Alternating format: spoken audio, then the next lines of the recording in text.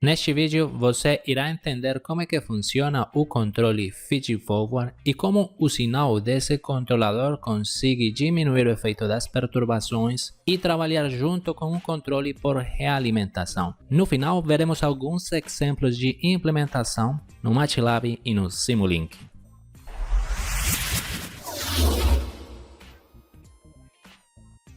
Se você quiser, é possível aumentar a velocidade do vídeo para fazer a explicação muito mais rápida ou dinâmica. Entendamos como funciona o controle feed-forward e se você quer ter acesso a todo o conteúdo desse vídeo, junto com os códigos de implementação, é só acessar no site de controlautomaticoeducacion.com. O controle feed-forward, também conhecido como o controle anticipativo, é um controlador que é utilizado para diminuir o efeito das perturbações que ingressam ao nosso processo. Note que geralmente nós estamos interessados em controlar a variável do processo. Para isso a gente projeta diversos controladores. No entanto, esse processo pode ser afetado por diversos sinais de perturbação, que são sinais não desejados, que vão alterar a dinâmica da variável controlada. Se a gente tem a possibilidade de medir esses sinais de perturbação, então a gente pode levar aqueles sinais para o controlador, que será o controlador feed-forward ou controlador anticipativo, e esse controlador será capaz de gerar um sinal que tente diminuir ou atenuar o efeito da perturbação que está sendo inserida no processo. Note nesse caso que o controlador feed-forward é um controle de malha aberta. Para entender melhor como é que funciona o controlador feed-forward, vamos ver alguns exemplos práticos. Nesse primeiro, a gente tem o exemplo de um aquecedor. O processo como um todo é esse carinha aqui, que é um aquecedor de água. Veja que dentro do processo tem uma tubulação em forma de serpentina, por onde está escoando uma água. E a ideia é que esse processo tem aqui um queimador, o qual tem aqui uma tubulação que vem sendo controlada por essa válvula. Nessa tubulação eu posso inserir mais ou menos gás. E adicionalmente tem outra tubulação onde está sendo inserido ar. Se a gente combina as vazões de ar e gás, a gente pode controlar a intensidade da queima que existe aqui no interior do processo. E veja que inicialmente está sendo inserida uma água que está fria e a ideia é que na saída desse processo a água esteja quente, né? Essa é a essência do aquecedor, por exemplo, que a gente pode ter nas nossas casas.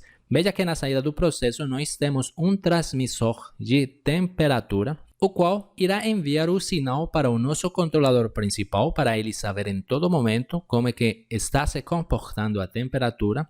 Nós iremos inserir um set point para esse o nosso controlador e ele irá atuar na válvula para permitir que escoe mais ou menos vazão de gás para o queimador. Mas note que adicionalmente nesse processo, na entrada está sendo inserido a água como tal. E vamos supor que por alguma razão essa água está chegando muito fria. Por exemplo, se a gente estiver em inverno, essa água vai começar a chegar cada vez mais fria.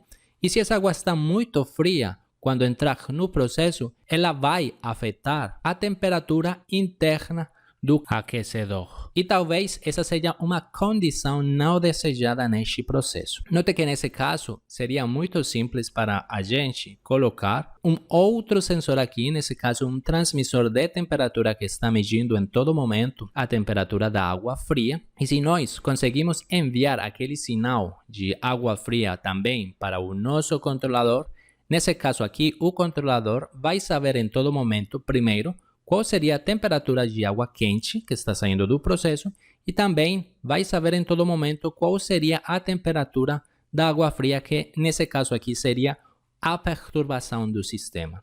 Com base nisso, a gente pode programar esse controlador para ter um controle feed-forward e um controle por realimentação para controlar de uma melhor forma a temperatura de saída do aquecedor. Um outro exemplo típico que a gente pode ver na indústria é quando nós queremos controlar o nível de um tanque.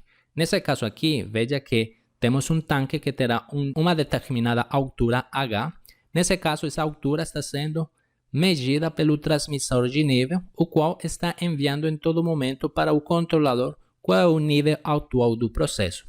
O nosso controlador, claro, tem um set point e com base nesse set point, o controlador vai atuar sobre a válvula, permitindo mais ou menos escoamento sobre essa tubulação para ingressar no nível. Note que nós temos aqui uma válvula de saída que iria regular a demanda do processo. E nesse caso, veja que nessa tubulação aqui na entrada, talvez pode existir mudanças de pressões, ou seja, talvez pode vir uma água com uma alta pressão, e se vier uma água com muita pressão, por aqui irá escoar muito mais fluido, que iria aumentar rapidamente o nível, afetando a minha variável principal, que é a variável controlada.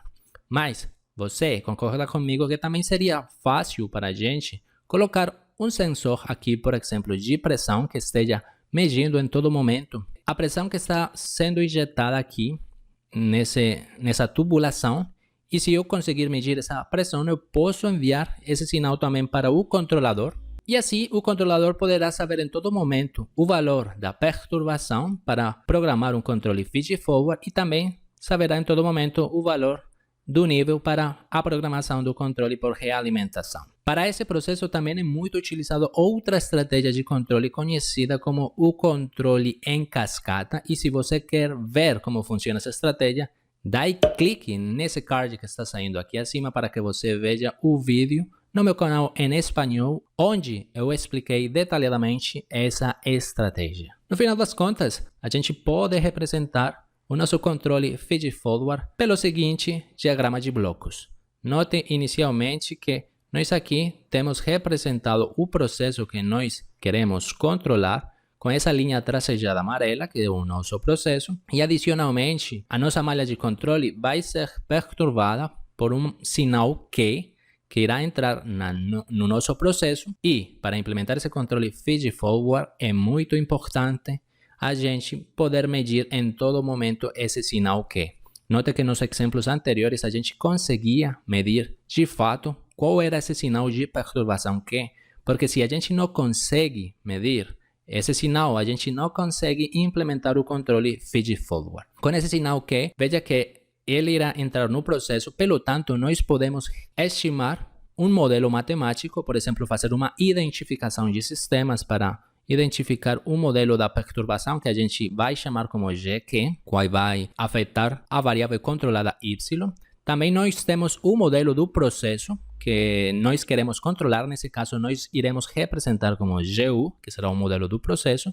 Veja que tanto o modelo do processo quanto da perturbação eles são somados para obter de fato o sinal de saída Y, que é a nossa variável controlada. Mas note que a perturbação Q também vai entrar nesse controlador CA, que é o controle anticipativo, ou seja, o nosso controle feed-forward, o qual ele vai gerar um sinal que vai ser somado aqui com outro sinal que vem do controle por realimentação, o R de U de realimentação, e de fato teremos um U total, que é a soma do controle realimentado com o controle anticipativo. A essência então do controle feed-forward é a seguinte: note que quando é ingressada aqui uma perturbação que vai passar pelo nosso processo que está sendo representado como GQ, ele de fato vai gerar uma dinâmica não desejada na nossa variável de saída Y.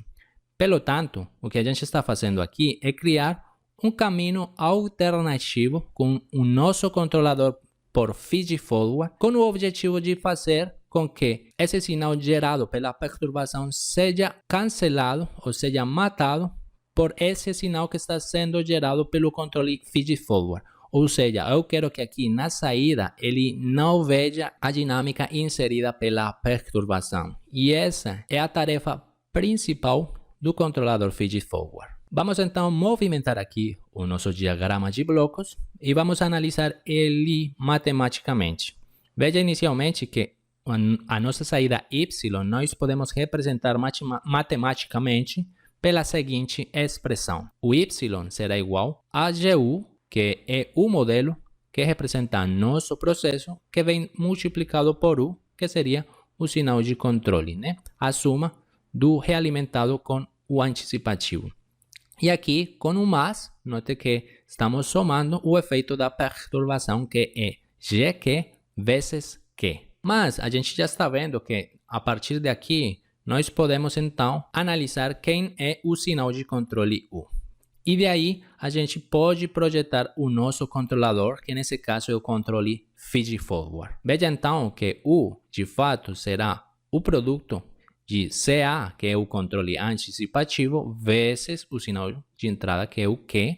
Então, CA vezes Q, mais o sinal de controle, o R, que é o sinal do controlador realimentado. Se nós substituirmos esse U aqui na expressão do Y da saída do controlador, a gente chega na seguinte expressão, que representa a saída da minha planta Y. Note que aqui nós estamos trabalhando com sistemas lineares e invariantes no tempo, pelo tanto, eu posso aplicar aqui o princípio da superposição. Porque veja que aqui nesse caso nós temos uma única saída Y, mas nós temos duas entradas, a entrada Q e a entrada UR.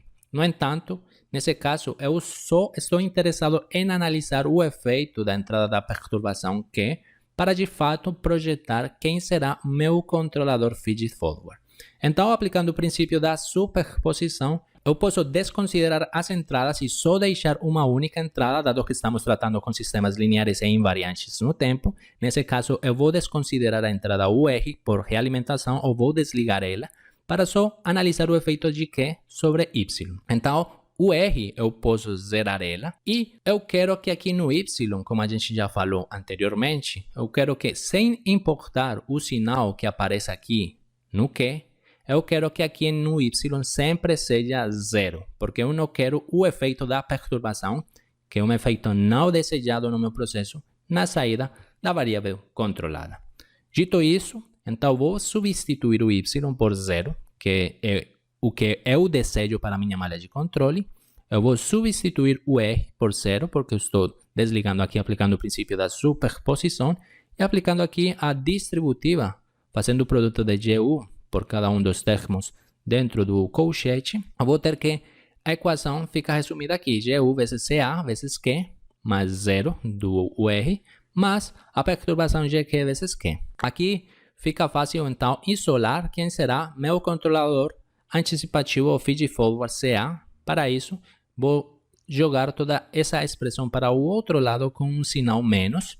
E aqui eu consigo isolar o CA, que será menos GQ vezes Q, sobre GU vezes Q. E aqui, note que eu consigo cortar o Q com o Q. E finalmente, o meu controle feed-forward bem dado pela dinâmica de menos GQ sobre a dinâmica GU. Que de fato, GQ e GU são modelos, por exemplo, representados em funções de transferência que eu previamente teve que ter identificado para de fato realizar o projeto dos controladores. Como a gente já sabe qual é a equação do feed-forward, vamos ver que existem duas formas de nós projetarmos esse controlador. A primeira é conhecida como o projeto estático, onde nós só iremos considerar os ganhos estáticos das funções de transferência, nesse caso da função de transferência da perturbação e do modelo. E no segundo, a gente pode considerar o projeto do feed-forward dinâmico, onde de fato nós, além de considerar os ganhos estáticos, também iremos considerar as constantes de tempo.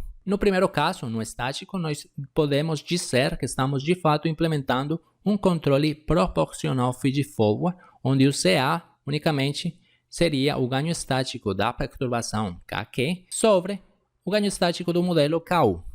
E no modelo dinâmico, por exemplo, se nós aproximarmos esses modelos como modelos de primeira ordem, tanto para GQ ou GU, se nós tivéssemos, por exemplo, modelos de segunda ordem ou de terceira ordem, nós poderíamos aproximar para a primeira ordem e poderíamos calcular aqui o filtro de primeira ordem, onde note que simplesmente substituir GQ, que seria o ganho estático KQ sobre TQS mais 1, dividido o GU, que é o modelo da planta, onde aqui temos o ganho estático da planta, e na parte do numerador seria TUS, que é a constante de tempo da planta, mais 1.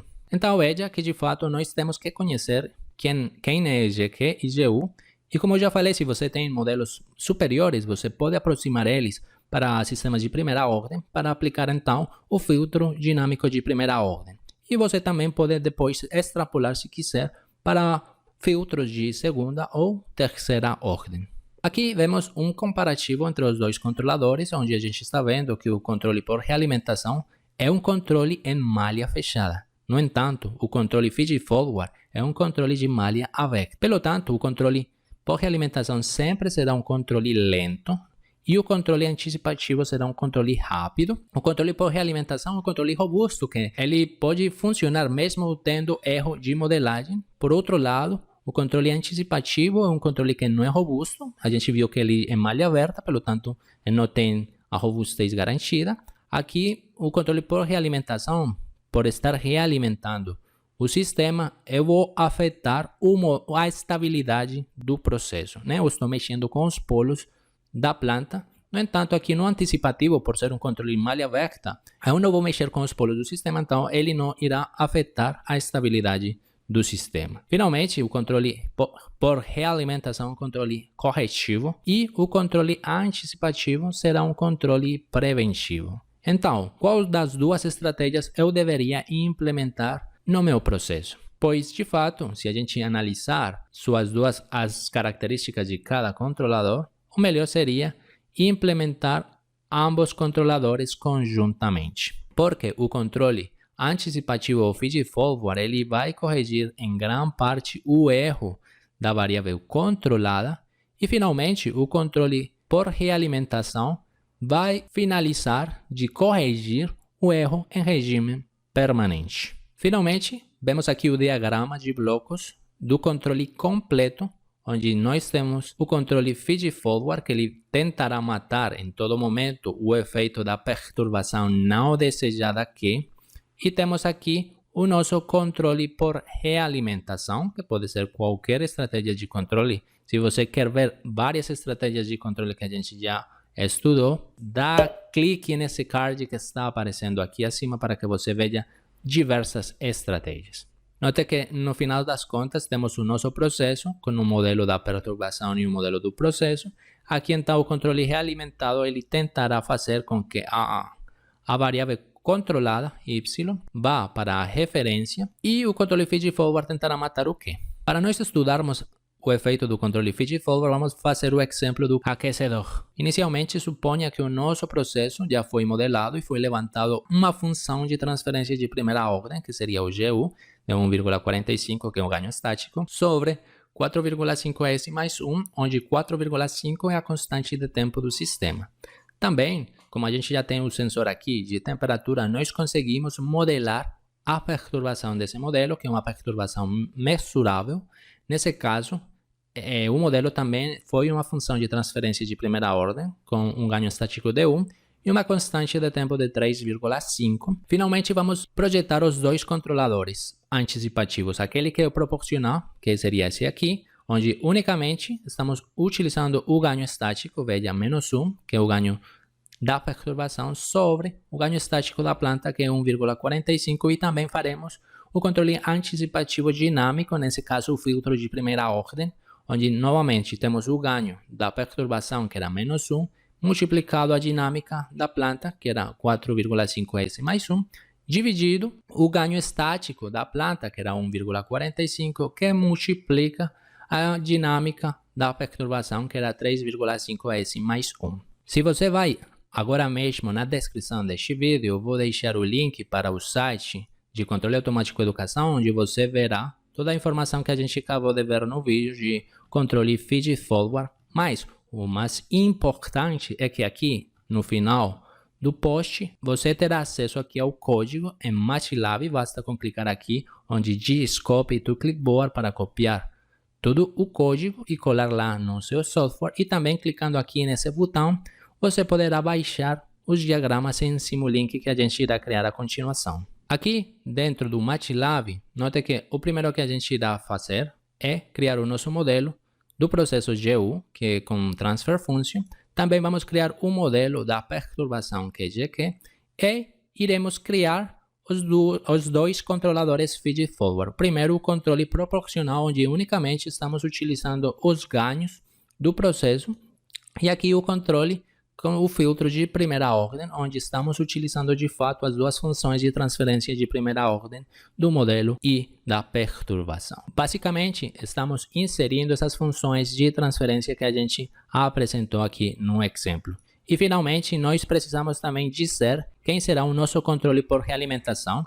Para efeitos práticos e de simplicidade, vamos projetar aqui um controle PI proporcional integral, utilizando a estratégia por cancelamento de polo. Nessa estratégia por cancelamento de polo, diz que o tempo integral do controlador deve ser igual à constante do tempo do modelo. Veja que a constante do tempo do modelo GU é 4,5, por isso a gente projetou TI como sendo 4,5.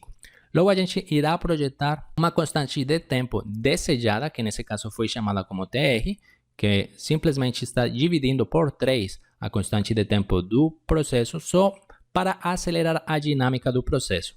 Se você desejar, pode botar outra dinâmica, bem seja mais lenta ou mais rápida, tudo dependendo da agressividade que você deseja no seu projeto de controle. Finalmente, o ganho proporcional do controle PI vem dado por TI, que é a constante que a gente já botou aqui, dividido o ganho estático da planta, que lembramos que era 1,45 vezes a constante desejada TR, que a gente calculou aqui. E finalmente, nós vamos botar aqui a equação do controle PI. Para que funcione esse código que você vai baixar no site, é inicialmente importante que aqui você execute esse script. Uma vez foi executado aqui no Workspace, serão carregadas as variáveis que nós iremos utilizar dentro do Simulink. Depois, vamos aqui na aba Home, vamos dar clique aqui no Simulink e vamos criar aqui um modelo em branco. Finalmente, tendo aqui um modelo em branco, vamos clicar aqui em Library Browser para ter acesso aos diversos blocos para a implementação do nosso controlador. Aqui dentro do Simulink, nós vamos nos ubicar aqui no Commonly Used Blocks, os bloquinhos mais comuns, e aqui nós iremos procurar pelo MUX, que é o multiplexador. A gente vai clicar e arrastar para a área de trabalho. Seguidamente, vamos procurar pelo osciloscópio, ou scope. Também vamos arrastar aqui para a área de trabalho. Aqui temos também o sumador, bastante útil. Também vamos arrastar aqui na área de trabalho. Finalmente, aqui também vamos ir para o bloco que se chama Source, que é onde nós podemos achar os blocos para estimular a nossa planta. Nesse caso em particular, nós estamos interessados no degrau, que aqui no Simulink se chama Step. Vamos arrastar o Step ou o degrau, seria mais outro bloco. E finalmente, para as funções de transferência, nós podemos vir aqui onde diz Continuous, e nós poderíamos utilizar perfeitamente o bloco de funções de transferência que se chama Transfer Function, e vocês inseririam a função de transferência ali. Mas, dado que aqui já carregamos algumas variáveis no Workspace executando o script do MATLAB, vamos aproveitar aqui, tem um bloco que se chama Control System and Toolbox, e aqui tem um bloco muito legal que é o LTI System, que são blocos lineares e invariantes no tempo, que esse aí já pode utilizar diretamente aquelas variáveis do Workspace que a gente pré-carregou com o script do MATLAB. Então vamos arrastar esse LTI System na área de trabalho, e com esses blocos então já podemos criar o nosso controlador feed-forward. Note adicionalmente que se você não sabe Simulink e quer aprender Simulink, quando você baixe esse diagrama no site, aqui tem um link que, se você clicar nesse link, você será redirecionado para a plataforma de Udemy, onde eu tenho um curso de Simulink do zero. Note que se você acessar diretamente com aquele link, você vai obter um cupom de desconto que é exclusivo só com o link deste vídeo. Se você entrar diretamente na Udemy e procurar pelo curso, você não irá ter desconto. E veja que o curso é muito baratinho, ele está muito bem avaliado, já são mais de 1.100 estudantes neste curso. Apesar de que ele está em espanhol, tem muito brasileiro aqui fazendo o curso, porque conseguem acompanhar perfeitamente, e você verá que aprender a fazer diferentes modelos no Simulink e também criar diferentes controladores. essa ferramenta aqui é muito útil para quem estuda modelagem e controle de processos. Eu vou deixar também o link na descrição deste vídeo. Inicialmente, então, vamos colocar aqui o step, vamos falar que essa é a nossa perturbação que, damos doble clique, vamos falar que a perturbação será inserida no segundo 50, no step time, e vamos falar que o final value, ou a potência da perturbação, será 0,8. Damos OK. Seguidamente, vamos tomar o LTI, vamos dar doble clique e vamos falar que esse LTI inicial será o modelo da perturbação, ou seja, será GQ. Damos OK e modificamos aqui o nome. Será a perturbação. Podemos conectar o Q com o modelo da perturbação e se vocês selecionarem esse bloquinho e com o clique direito, se pressionarem e deixarem apertado e arrastarem, vocês vão criar uma cópia daquele bloquinho. Aqui criei uma cópia, nesse caso eu quero que ele seja meu controle feed forward, ou seja, o controle anticipativo. Vou dar doble clique, a gente já tinha criado ele com o script, CA. Inicialmente vamos falar que é o 1, que é o controle proporcional, que unicamente está utilizando os ganhos estáticos. Damos OK, vamos modificar aqui o nome, controle feed forward, e se selecionarmos e pressionarmos no teclado Ctrl mais I, ele vai virar e de fato a gente já pode colocar aqui. Então essa seria a ação de controle, o que está entrando no controle feed forward. Vamos colocar aqui agora esse sumador, vamos dar doble clique no sumador. Aqui vamos apagar os dois sinais de mais e do lado da barra vamos colocar de novo os dois sinais de mais. Isso com o objetivo de virar o sentido do somador. Aqui então eu posso somar o sinal do controle feed forward. Finalmente posso copiar aqui esse modelo da perturbação. E aqui será então o modelo do processo. Dou doble clique, modifico por GU, dou OK, modifico o nome e faço a conexão. Vamos agora copiar aqui o somador, porque a saída do processo é a soma do modelo da planta e a soma do modelo da perturbação. E de fato, aqui no Mux vamos dar doble clique e vamos modificar o número de entradas por 3. Damos OK, podemos esticar um pouco esse bloquinho. De fato aqui, então o que está saindo aqui, se damos doble clique, será o Y. Essa é a saída do processo, que é a temperatura para esse processo. Eu quero também analisar o efeito da perturbação, então vou colocar aqui na perturbação para eu ver ele na saída ou no osciloscópio. E finalmente vou copiar aqui o sinal Q de perturbação, vou colocar aqui na entrada. Vamos supor que esse era aqui o sinal de controle UR, que é o sinal gerado pelo controlador, mas inicialmente só vou botar aqui um sinal de degrau. Vou dar doble clique, vou modificar para que ele seja inserido no segundo 1 e que tenha um final value de 1 também. Damos OK. E só quero ver aí esse UR, então vou aproveitar esse sinal aqui do multiplexador só para eu ver o sinal UR. Note aqui que nós inicialmente estamos em malha aberta. Então, claramente o modelo não irá chegar perfeitamente na referência porque ainda não estamos fazendo a realimentação, mas sim estamos fazendo aqui um controle em malha aberta, que é o controle feed forward. Estamos atenuando o efeito dessa perturbação. Vamos colocar aqui no tempo de simulação de 100 segundos e com isso vamos dar aqui clique em executar. Vamos dar doble clique aqui no scope e aí veja qual seria a dinâmica. Veja que inicialmente foi inserido aqui um sinal de um degrau e aí a dinâmica, a planta começou a responder aqui em azul e veja que no segundo 50 foi inserida aqui a perturbação Q em amarelo com uma magnitude de 0,8. Essa perturbação fez com que a variável fosse mexida. No entanto, veja que o controle feed forward consegue atenuar o efeito dessa perturbação e esse controlador de fato faz com que com o tempo ela seja rejeitada e o sistema ou a temperatura continue estando no seu próprio estado estacionário. Veja que se eu, por exemplo, tirar o efeito do controle feed forward, vou apagar aqui e vamos executar novamente a simulação.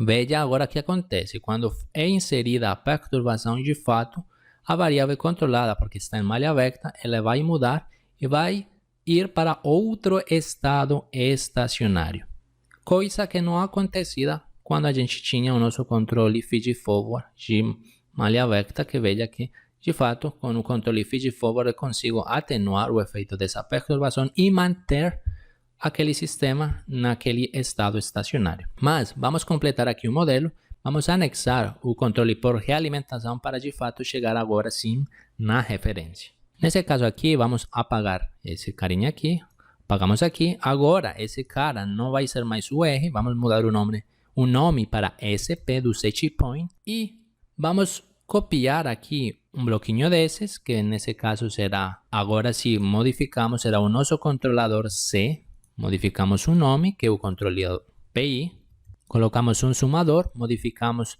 para ter uma realimentação negativa mais menos, realimentamos aqui, e agora sim o controle deve realimentar a temperatura ou o sinal Y. Finalmente, vamos analisar aqui a referência, ligamos ele no multiplexador. Estamos prontos para executar esse controlador. Damos em simular e abrimos o scope. Veja que nesse caso foi inserido aqui o escalão ou o degrau de 1. A variável controlada em azul, que é a temperatura, de fato chegou na referência conforme a gente projetou ele por cancelamento de polos. E veja que no segundo 50, quando foi inserida a perturbação aqui em amarelo, note que o controle feed-forward ajudou o controle por realimentação, fazendo com que esse distúrbio não desejado não atuasse bruscamente na dinâmica do processo. Veja que quase que nem se afastou da referência e finalmente ambos controladores conseguiram rejeitar de fato a perturbação. Veja que aconteceria se eu tirar o controle feed-forward, aí sim essa perturbação será muito mais evidente, irá afetar um pouco mais. Vamos dar simular. E veja que efetivamente, se no feed-forward, a perturbação é muito mais evidente na dinâmica do processo. Então, essa é a vantagem de nós termos o controle feed-forward. Permite atenuar ou diminuir o efeito da perturbação. Vamos modificar aqui, inicialmente ligamos de novo o controle feed-forward. Vamos modificar agora pelo controle dinâmico feed-forward que a gente criou aqui no CA2. E agora veja que, como agora estamos tendo em consideração no projeto do controlador as dinâmicas tanto de GQ como GU, e nesse caso, que é um caso perfeito, né, um caso nominal, onde não temos erro de modelagem, essa perturbação será totalmente rejeitada. Vamos simular. Vemos que nesse caso o controle feed-forward matou totalmente a perturbação. Veja que aqui foi inserida, mas não foi vista na dinâmica do processo Y. Com isso, então, a gente já sabe como criar controladores utilizando a estratégia do feed-forward. Se você quer continuar aprendendo mais sobre a teoria de controle, se inscreva nesse canal. Convido você também a se inscrever no canal em espanhol, onde temos muito mais conteúdo. E convido para que continue assistindo a nossa lista de reprodução, onde temos muito mais conteúdo da área de controle. A gente se vê na nossa próxima aula. Até mais, galera!